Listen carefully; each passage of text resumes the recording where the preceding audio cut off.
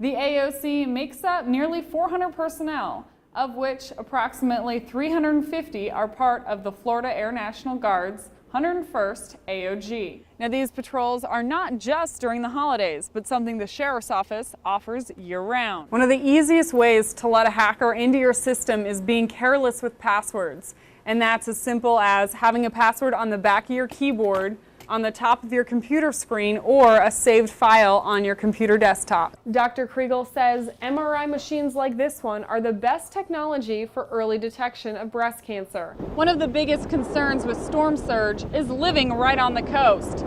But the biggest risk? Elevation. 30% of the clientele here at the rescue mission are vets, like Michael, who received services just a year ago.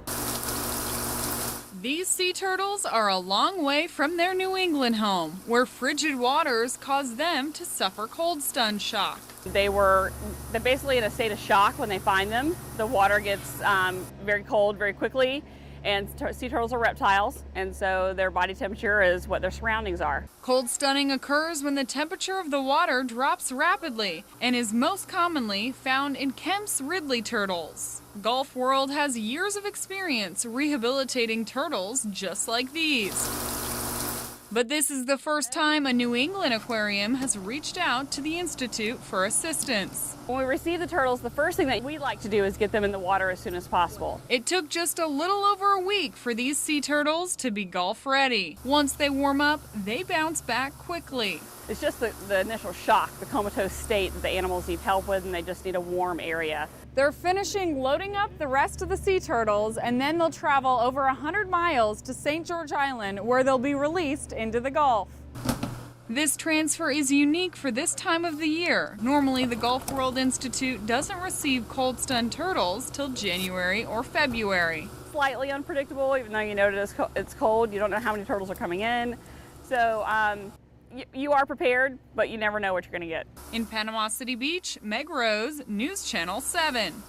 Panama City police are still combing through evidence and searching for a fourth suspect in the shooting that happened at the corner of 2nd Court and Craft Avenue Tuesday afternoon. They believe 17-year-old Curtis Hunt was targeted, but so far aren't releasing a motive. Neighbors say they spotted 4 men walking in the neighborhood just before the shooting, but they didn't look suspicious. They were not like in a hurry.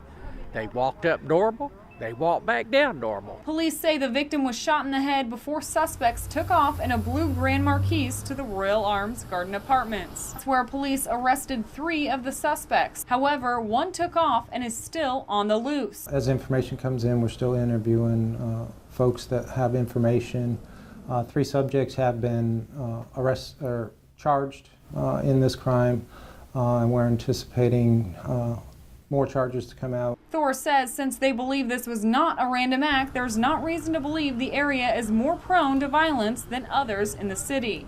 It depends on the crime, and in this case it doesn't seem to be any significance due to the fact that, you know, it was a targeted incident. So the big question is why Hunt was targeted. the investigation will reveal at some point the what, why, and where, and that's for the prosecution side of the case. In Panama City, Meg Rose, News Channel 7. Circuit Judge Brantley Clark sentenced Kevin Jeffries to the death penalty for the murder of Wallace Scott, plus 2 consecutive life sentences for armed robbery and armed burglary. Jeffries, along with his cousin, 29-year-old David Ian Challender, broke into Scott's house planning to rob him back in April 2013. The 2 tortured and beat Scott, trying to get his PIN number from his ATM card, eventually strangling him to death. When Jeffries took the stand in August, he blamed Challender for coming up with the idea of robbing Scott. Jeffries testified in August that he was under the influence of drugs at the time of the murder. Challender was charged with life in prison earlier this month for his role in the crimes. Of all 3 suspects in the murder case, Jeffries received the toughest sentence,